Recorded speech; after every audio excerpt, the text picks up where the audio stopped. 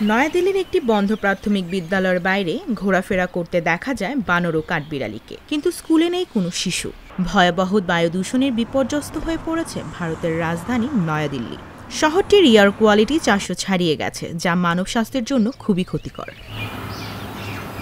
Social media platform এক্সে দেওয়া এক পোস্টে ভারতের রাজধানীর মুখ্যমন্ত্রী অতিশী মাল্লেনা সিং বলেছেন, শহরটিকে ঘিরে থাকা ঘন কুয়াশার কারণে পরবর্তী নির্দেশনা না দেওয়া পর্যন্ত ক্লাস অনলাইনে চলবে। প্রতিদিনই বাতাসের মানের অবনতি এবং তা খুব খারাপ পর্যায়ে পৌঁছে যাওয়ায় এরই মধ্যে দিল্লির সকল প্রাইমারি স্কুল বন্ধ ঘোষণা করেছে কর্তৃপক্ষ। তবে স্কুল বন্ধ হলেও শিক্ষার্থীদের পাঠদানের কাজ চলবে অনলাইনে। এছাড়া ধোঁয়াশায় আচ্ছন্ন দিল্লির পরিস্থিতি উন্নতি ঘটাতে বেশ কিছু পদক্ষেপও নিয়েছে কর্তৃপক্ষ। উল্লেখ্য, দিল্লি ও সংলগ্ন উত্তরপ্রদেশে বেশ কিছু অঞ্চলে দূষণ পরিস্থিতি নিয়ে উদ্বেগ বৃদ্ধি পেয়েছে। 14 নভেম্বর সকালে দিল্লিতে বাতাসের গুণগত মানের সূচক পৌঁছেছিল 428-এ।